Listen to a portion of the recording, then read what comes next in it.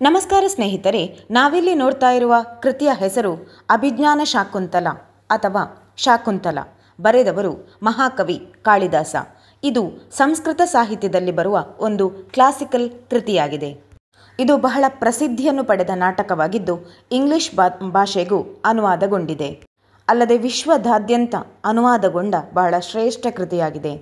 ಹೇಗೆ ಶೇಕ್ಸ್ಪಿಯರ್ ಅವರು ಇಂಗ್ಲಿಷ್ ಸಾಹಿತ್ಯ ಚರಿತ್ರೆಯಲ್ಲಿ ತನ್ನದೇ ಆದ ಹೆಸರನ್ನು ಅಥವಾ ಛಾಪನ್ನು ಮೂಡಿಸಿದ್ದಾರೋ, ಅದೇ ರೀತಿ ನಮ್ಮ ಕಾಳಿದಾಸ ಅವರು ಕೂಡ ಭಾರತೀಯ ನಾಟಕ ಪರಂಪರೆಯಲ್ಲಿ ತನ್ನದೇ ಹೆಸರನ್ನು ಉಳಿಸಿಕೊಂಡಿದ್ದಾರೆ.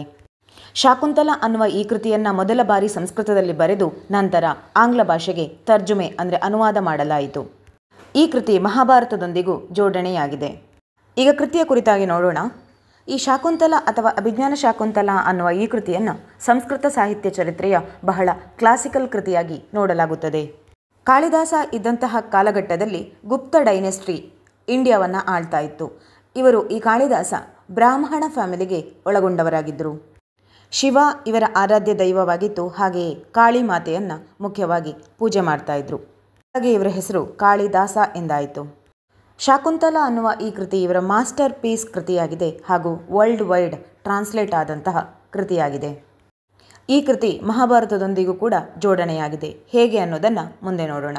ನೀವೇನು ನಮ್ಮ ಚಾನಲ್ ಸಬ್ಸ್ಕ್ರೈಬ್ ಮಾಡಲಿಲ್ಲ ಅಂದರೆ ದಯವಿಟ್ಟು ಚಾನಲ್ ಸಬ್ಸ್ಕ್ರೈಬ್ ಮಾಡೋದನ್ನು ಮರಿಬೇಡಿ. ಆಂಗ್ಲ ಭಾಷೆಯಲ್ಲಿ ಇದರ ಪೂರ್ಣ ಟೈಟಲ್ ಬಂದು ದ ರೆಕಗ್ನಿಷನ್ ಆಫ್ ಶಕುಂತಲಾ ಎಂದಾಗಿದೆ. ಈ ಕೃತಿಯಲ್ಲಿ 7 ಆ್ಯಕ್ಟ್ಗಳು ಇವೆ. ಸಂಸ್ಕೃತದಲ್ಲಿ ಈ ಕೃತಿಯನ್ನು ಅಭಿಜ್ಞಾನ ಶಾಕುಂತಲ ಎಂದು ಕರೆಯುತ್ತಾರೆ. ಅಂದರೆ ಶಕುಂತಲೆಯನ್ನು ಗುರುತಿಸುವುದು. ಈ ನಾಟಕ ಆರಂಭವಾಗೋದು ದುಷ್ಯಂತ ಎನ್ನುವ ಹೆಸರಿನ ರಾಜನೊಂದಿಗೆ. ಈತ ಹಸ್ತಿನಾಪುರದ ರಾಜನಾಗಿದ್ದ. ಈತ ಒಂದು ದಿನ ಬಿಲ್ಲು ಬಾಣಗಳನ್ನು ಇಟ್ಕೊಂಡು ಕಾಡಿಗೆ ಬೇಟೆಯಾಡಲಿಕ್ಕೆ ಹೋಗ್ತಾನೆ. ಒಂದು ಜಿಂಕೆಯನ್ನು ಬೇಟೆಯಾಡುವ ಉದ್ದೇಶಕ್ಕೆ ಕಾಡಿಗೆ ಹೋಗ್ತಾನೆ. ಕುದುರೆ ತುಂಬ ವೇಗವಾಗಿ ಓಡ್ತಾ ಇತ್ತು. ಹಾಗೆಯೇ ಇವನು ಬೇಟೆಯಾಡ್ತಾನೇ ಇದ್ದ. ಅಷ್ಟೊತ್ತಿಗೆ ಒಂದು ಅಶರೀರವಾಣಿ ಅಥವಾ ಒಂದು ಗುರುವಾಣಿ ಕೇಳ್ತದೆ. ಅವರಿಗೆ ಆಜ್ಞೆ ಮಾಡಿದಂತಹ ಋಷಿಯ ಹೆಸರು ವೈಖಾನಸ. ಆ ಋಷಿ ಹೇಳ್ತಾರೆ, ಆ ಜಿಂಕೆಯನ್ನು ನೀನು ಹೊಡಿಬೇಡ, ಯಾಕಂದರೆ ಆ ಜಿಂಕೆ ಇಲ್ಲೇ ಪಕ್ಕದಲ್ಲಿರುವ ಕಣ್ವ ಋಷಿಯ ಆಶ್ರಮಕ್ಕೆ ಒಳಪಟ್ಟಿದೆ.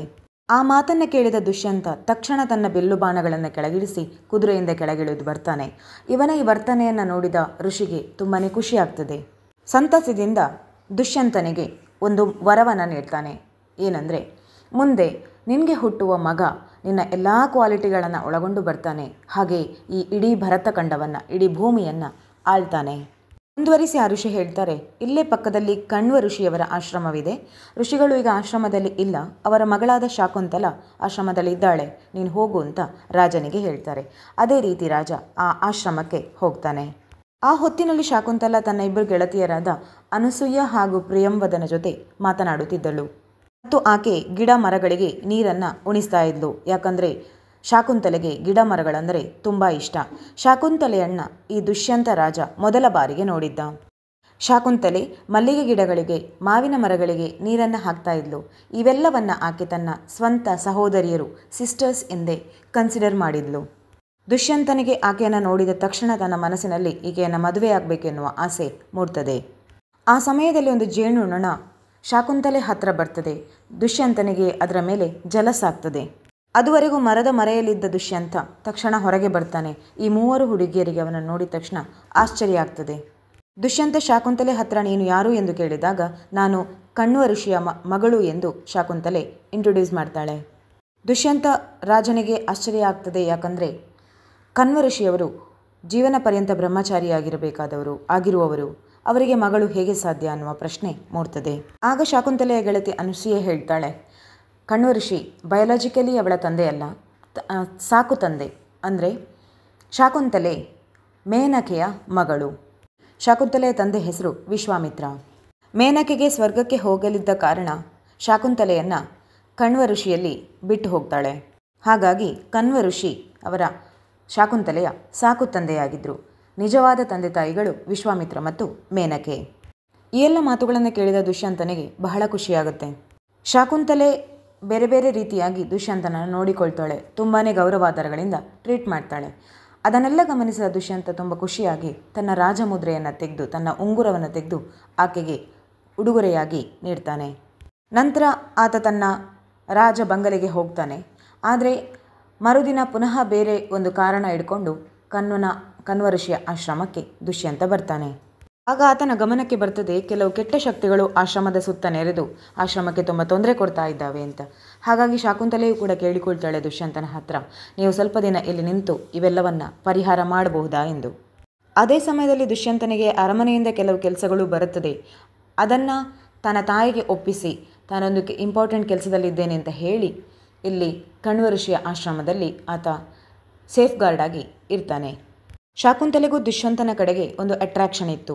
ಆಕೆ ತನ್ನ ಇಬ್ಬರು ಗೆಳತಿಯರ ಜೊತೆ ಇದನ್ನು ಹೇಳಿಕೊಂಡಾಗ ಅವರಿಬ್ಬರು ಕಿಂಗ್ನ ಅಂದರೆ ರಾಜನ ಕುರಿತು ಒಂದು ಪದ್ಯ ಬರಿ, ನಾವು ಅದನ್ನು ರಾಜನ ಎದುರು ಓದ್ತೇವೆ, ಆಗ ನಿನ್ನ ಭಾವನೆ ರಾಜನಿಗೆ ಅರ್ಥ ಆಗ್ಬೋದು ಅಂತ ಇಬ್ಬರು ಅಡ್ವೈಸ್ ಮಾಡ್ತಾರೆ. ಅದೇ ರೀತಿ ಶಾಕುಂತಲೆ ರಾಜನ ಕುರಿತು ಒಂದು ಪದ್ಯ ಬರೀತಾಳೆ. ಅವರಿಬ್ಬರು ರಾಜನ ಎದುರು ಅದನ್ನು ಓದ್ತಾರೆ. ರಾಜನಿಗೂ ಶಾಕುಂತಲೆಯ ಮನಸ್ಸು ಏನು ಅನ್ನೋದು ಅರ್ಥ ಆಗ್ತದೆ. ರಹಸ್ಯವಾಗಿ ಇಬ್ಬರು ಮದುವೆ ಕೂಡ ಆಗ್ತಾರೆ. ಆದರೆ ರಾಜನಿಗೆ ರಾಜನ ಜವಾಬ್ದಾರಿಗಳಿದ್ದ ಕಾರಣ ಆತ ಅರಮನೆಗೆ ಬರೋದು ಅನಿವಾರ್ಯವಾಯಿತು. ಆತ ಶಾಕುಂತಲೆಗೆ ಮಾತು ಕೊಡ್ತಾನೆ ಏನಂದರೆ, ನಾನು ಅರಮನೆಗೆ ಹೋದ ತಕ್ಷಣ ಅಲ್ಲೆಲ್ಲ ವ್ಯವಸ್ಥೆಯನ್ನು ಮಾಡಿಕೊಂಡು ನಿನ್ನನ್ನು ಕರ್ಕೊಂಡು ಹೋಗ್ತಾನೆ. ಯಾವಾಗ ಇಲ್ಲಿ ಕಣ್ವ ಋಷಿಗಳು ಬರ್ತಾರೆ ಅವರ ಪರ್ಮಿಷನ್ ತಗೊಂಡು ನಿನ್ನನ್ನು ಇಲ್ಲಿಂದ ಕರ್ಕೊಂಡು ಹೋಗ್ತಾನೆ ಅಂತ ಮಾತು ಕೊಡ್ತಾನೆ. ಆಕೆ ಅದೇ ಆಶ್ರಮದಲ್ಲಿ ಉಳಿತಾಳೆ. ದುಷ್ಯಂತ ತನ್ನ ಅರಮನೆಗೆ ಹೋಗ್ತಾನೆ. ಆದರೆ ಶಾಕುಂತಲೆಗೆ ಆಶ್ರಮದಲ್ಲಿದ್ದು ಎಷ್ಟು ಹೊತ್ತಿಗೂ ದುಷ್ಯಂತನದೇ ಯೋಚನೆ ಬರ್ತಾ ಇರ್ತದೆ. ಆಶ್ರಮಕ್ಕೆ ಬರ್ತಾ ಇದ್ದ ಅತಿಥಿಗಳ ಕಡೆ ಆಕೆ ಗಮನ ಕೊಡಲಿಕ್ಕೆ ಸಾಧ್ಯವೇ ಆಗ್ತಾ ಇರಲಿಲ್ಲ. ಹಾಗೆ ಒಂದು ದಿವಸ ಆಶ್ರಮಕ್ಕೆ ದುರ್ವಾಸ ಮುನಿಗಳು ಬರ್ತಾರೆ. ಈ ದುರ್ವಾಸ ಋಷಿಯ ಸ್ಪೆಷಾಲಿಟಿ ಏನಂದರೆ ತುಂಬ ಶಾರ್ಟ್ ಟೆಂಪರ್, ಅತ್ಯಂತ ಬೇಗ ಕೋಪಗೊಳ್ಳುವ ಮುನಿಯವರು. ಆತ ಎಷ್ಟು ಕರೆದ್ರೂ ಶಾಕುಂತಲೆ ದುಷ್ಯಂತನ ಧ್ಯಾನದಲ್ಲಿದ್ದ ಕಾರಣ ಗಮನವೇ ಕೊಡುವುದಿಲ್ಲ. ಅವಳು ಎಲ್ಲೋ ಕಳೆದು ಹೋಗಿದ್ದಳು. ಆಗ ದುರ್ವಾಸ ಮುನಿಗೆ ತಡೆಯಲಾಗದಷ್ಟು ಕೋಪ ಬಂದು ಶಾಪ ಕೊಟ್ಟು ಬಿಡ್ತಾರೆ. ನೀನು ಯಾವ ವ್ಯಕ್ತಿಯ ಧ್ಯಾನದಲ್ಲಿದ್ದೀಯಾ ಆ ವ್ಯಕ್ತಿ ನಿನ್ನನ್ನು ಮರೆಯುವಂತಾಗಲಿ. ಆಕೆ ದುಷ್ಯಂತನ ಕುರಿತಾಗಿ ನೆನಪು ಮಾಡ್ತಾ ಇದ್ಲು. ಈ ಶಾಪದಿಂದಾಗಿ ದುಷ್ಯಂತ ಆಕೆಯನ್ನು ಪೂರ್ತಿಯಾಗಿ ಮರೆಯುವಂತಾಗುತ್ತದೆ. ಆಗ ಅಲ್ಲಿಗೆ ಗೆಳತಿ ಪ್ರಿಯಂವದ ಬರ್ತಾಳೆ. ದುರ್ವಾಸ ಮುನಿಗಳನ್ನು ತುಂಬ ಶಾಂತಗೊಳಿಸಲಿಕ್ಕೆ ಪ್ರಯತ್ನ ಮಾಡ್ತಾಳೆ.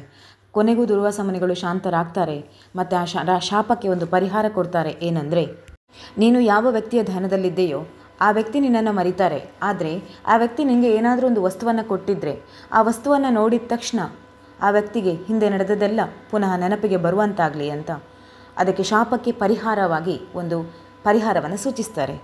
ಆ ಇಬ್ಬರು ಗೆಳತಿಯರಿಗೂ, ಶಾಕುಂತಲೆ ಮತ್ತು ಪ್ರಿಯಂವದ ಇಬ್ಬರಿಗೂ ಖುಷಿಯಾಗ್ತದೆ. ಏನಂದರೆ, ದುಷ್ಯಂತ ಏನೋ ಇವಳನ್ನು ಮರಿಬಹುದು, ಆದರೆ ದುಷ್ಯಂತ ಕೊಟ್ಟಂತಹ ರಿಂಗ್ ಉಂಗುರ ಏನಿತ್ತು ಅದನ್ನು ಆತ ನೋಡಿದ ತಕ್ಷಣ ಹಿಂದಿನ ಎಲ್ಲ ಘಟನೆಗಳನ್ನು ನೆನಪು ಮಾಡ್ಕೊಳ್ಬಹುದಲ್ಲ ಎನ್ನುವ ಧೈರ್ಯ ಇಬ್ಬರ ಮನಸ್ಸಲ್ಲೂ ಬರ್ತದೆ. ದುಷ್ಯಂತ ಅರಮನೆಗೆ ಹೋದವ ಏನೂ ರಿಪ್ಲೈಯನ್ನೇ ಮಾಡೋದಿಲ್ಲ. ಯಾವ ವ್ಯವಸ್ಥೆಗಳೂ ಇರೋದಿಲ್ಲ, ಪತ್ರ ಬರೆಯೋದಿಲ್ಲ ಅಥವಾ ಯಾವುದೇ ಅವಳನ್ನು ಕರ್ಕೊಂಡು ಹೋಗುವ ವ್ಯವಸ್ಥೆಗಳು ಕೂಡ ಆಗಿರೋದಿಲ್ಲ. ಇದರೊಂದಿಗೆ ಶಾಕುಂತಲೆಗೆ ದುರ್ವಾಸ ಮುನಿಯ ಶಾಪ ನಿಜ ಆಗ್ತಾ ಇರೋದು ಕಾಣ್ತದೆ. ಆದರೆ ಕಣ್ವ ಋಷಿಗೆ ಅದುವರೆಗೂ ಶಾಕುಂತಲ ಗರ್ಭಿಣಿ ಅನ್ನುವ ವಿಷಯ ಗೊತ್ತಿರೋದಿಲ್ಲ. ಯಾವಾಗ ಈ ವಿಷಯ ಗೊತ್ತಾಗ್ತದ ಆಗ ಅವರು ತುಂಬಾ ಖುಷಿ ಪಡ್ತಾರೆ. ಯಾಕಂದರೆ ದುಷ್ಯಂತನ ಮಗ ಹೇಗೂ ಒಂದು ರಾಜಕುಮಾರನೇ ಆಗಿರ್ತಾನೆ ಅನ್ನುವ ಸಂತಸ ಋಷಿಯ ಮನಸ್ಸಲ್ಲಿ ಮೂಡ್ತದೆ. ಅದೇ ಕಣ್ವ ಋಷಿ ಹೇಳ್ತಾರೆ, ಮಗಳೇ, ನೀನು ನಿನ್ನ ಗಂಡನ ಮನೆಗೆ ಹೋಗಿ ಅಲ್ಲಿ ಅವನ ಜೊತೆ ಆರಾಮವಾಗಿರು, ಯಾಕಂದರೆ ಮದುವೆಯ ನಂತರ ನೀನು ಅಲ್ಲೇ ಇರಬೇಕಾದವಳು ಅಂತ ಸಲಹೆ ಕೊಡ್ತಾರೆ.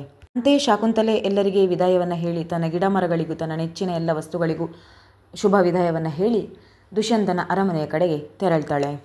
ಹಸ್ತಿನಾಪುರದ ಕಡೆಗೆ ತೆರಳುವಾಗ ಮಾರ್ಗ ಮಧ್ಯದಲ್ಲಿ ತುಂಬ ನೀರು ಸಿಗ್ತದೆ, ಅಂದರೆ ನದಿ, ಪಾತ್ರಗಳು, ನೀರಿನ ಮೂಲಗಳೆಲ್ಲ ಸಿಗ್ತದೆ. ಅದನ್ನು ದಾಟ್ತಾ ಇರಬೇಕಾದ್ರೆ ಒಂದು ಕಡೆ ಆಕೆ ನೀರಿನ ಮೇಲೆ ಕೈಯಾಡಿಸ್ತಾ ಇದ್ಲು. ತಕ್ಷಣ ಆಕೆಯ ಕೈಯಲ್ಲಿದ್ದ ದುಷ್ಯಂತ ಕೊಟ್ಟ ಉಂಗುರ ನೀರಲ್ಲಿ ಕಳೆದು ಹೋಗ್ತದೆ.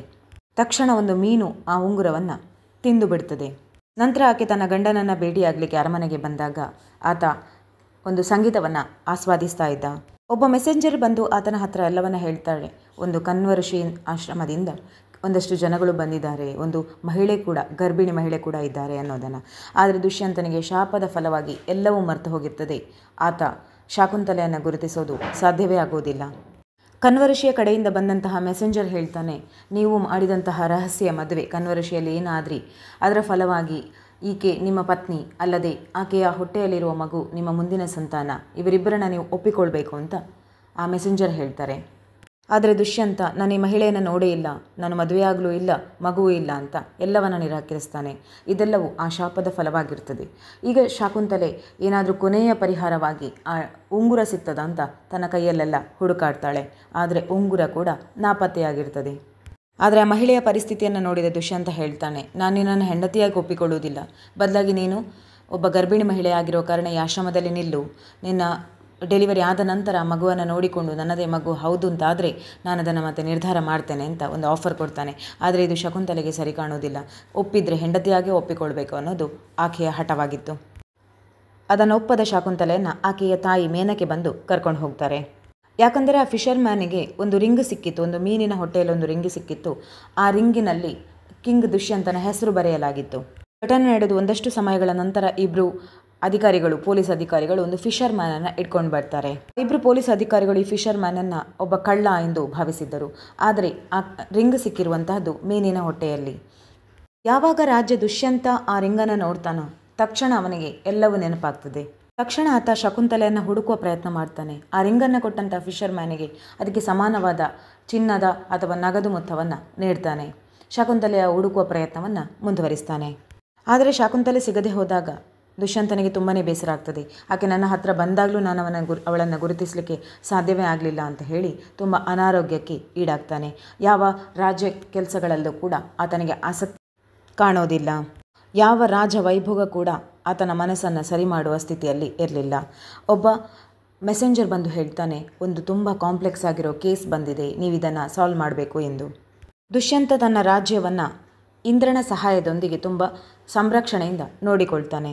ಸುಮಾರು 6 ವರ್ಷಗಳ ತನಕ ತನ್ನ ರಾಜ್ಯವನ್ನು ತುಂಬ ಚೆನ್ನಾಗಿ ನೋಡಿಕೊಂಡು ಬರ್ತಾನೆ.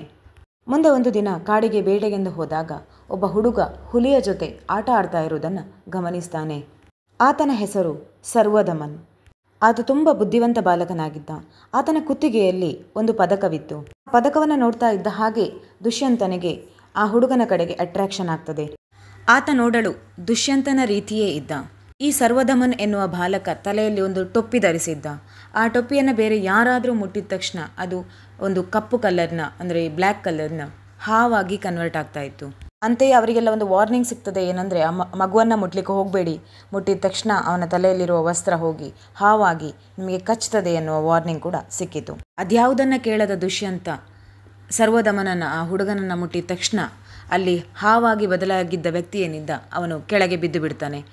ಆ ತಕ್ಷಣ ಶಕುಂತಲೆ ಎಲ್ಲೋ ಇದ್ದವಳು ಓಡಿಕೊಂಡು ಬರ್ತಾಳೆ. ಆದರೆ ಶಕುಂತಲೆಯ ಕಂಡೀಷನ್ ತುಂಬ ಕೆಟ್ಟದಾಗಿತ್ತು. ಯಾಕಂದರೆ ಆಕೆ ಆ ಕಾಡಿನಲ್ಲಿ ತುಂಬ ಕಠಿಣ ಪರಿಸ್ಥಿತಿಯಲ್ಲಿ ಜೀವನ ನಡೆಸ್ತಾ ಇದ್ಲು. ಶಕುಂತಲೆಯನ್ನು ನೋಡಿದ ತಕ್ಷಣ ದುಷ್ಯಂತನಿಗೆ ಎಲ್ಲವೂ ನೆನಪಾಗ್ತದೆ. ಈಗ ಶಕುಂತಲೆ ಮತ್ತು ದುಷ್ಯಂತ ಹಾಗೂ ಮಗ ಸರ್ವದಮನ್ ಎಲ್ಲರೂ ಕೂಡ ರಾಜಧಾನಿಯಾದ ಹಸ್ತಿನಾಪುರಕ್ಕೆ ಹೊರಟು ನಿಲ್ತಾರೆ. ಅಷ್ಟೊತ್ತಿಗೆ ಇಂದ್ರದೇವರು ಪ್ರತ್ಯಕ್ಷ ಆಗಿ ಹೇಳ್ತಾರೆ, ಈ ಹುಡುಗ ಏನಿದ್ದಾನೆ ಮುಂದೊಂದು ದಿವಸ ಈ ಯೂನಿವರ್ಸ್ನ, ಈ ಪ್ರಪಂಚದ ಎಂಪರರ್ ಆಗ್ತಾನೆ, ಚಕ್ರವರ್ತಿಯನ್ನಾಗಿ ಪರಿವರ್ತನೆ ಆಗ್ತಾನೆ, ಅಷ್ಟು ಸಾಮರ್ಥ್ಯ ಇದೆ ಈತನಿಗೆ ಅಂತ ಹೇಳ್ತಾರೆ. ಇವನ ಹೆಸರು ಇವತ್ತಿಂದ ಭರತ ಎಂದಾಗಲಿ, ಹಾಗೆಯೇ ಪಾಂಡವರು ಮತ್ತು ಕೌರವರು ಬಂದಂತಹ ಮಹಾಭಾರತ, ಹಾಗೆ ಭರತ ವಂಶ ಎನ್ನುವುದು ಕಂಟಿನ್ಯೂ ಆಗ್ತದೆ. ವಂಶದ ಮೂಲ ಪುರುಷನೇ ಈ ಭರತ. ಈ ರೀತಿಯಾಗಿ ಅಭಿಜ್ಞಾನ ಶಾಕುಂತಲ ಅನ್ನುವ ಈ ಕೃತಿ ಮಹಾಭಾರತದೊಂದಿಗೂ ಜೋಡಣೆಯಾಗಿದೆ. ಮುಂದೆ ಈ ಮೂವರು ರಾಜಧಾನಿಗೆ ಹೋಗಿ ತನ್ನ ಜೀವನವನ್ನು ತುಂಬ ಹ್ಯಾಪಿಯಾಗಿ ಕಳೀತಾರೆ ಎನ್ನುವುದರೊಂದಿಗೆ ಈ ನಾಟಕ ಸುಖಾಂತ್ಯವನ್ನು ಕಾಣ್ತದೆ. ಇದರ ಕನ್ನಡ ವಿವರಣೆ ನಿಮಗೆ ಇಷ್ಟ ಆಗಿದೆ ಅಂತ ಅಂದ್ಕೊಂಡಿದ್ದೇನೆ. ಇಷ್ಟ ಆದರೆ ಹೇಗಿತ್ತು ಅನ್ನೋದನ್ನು ಕಮೆಂಟ್ ಮಾಡಿ ತಿಳಿಸಿ. ವಿಡಿಯೋಗೊಂದು ಲೈಕ್ ಕೊಡಿ, ಸಬ್ಸ್ಕ್ರೈಬ್ ಮಾಡಿ.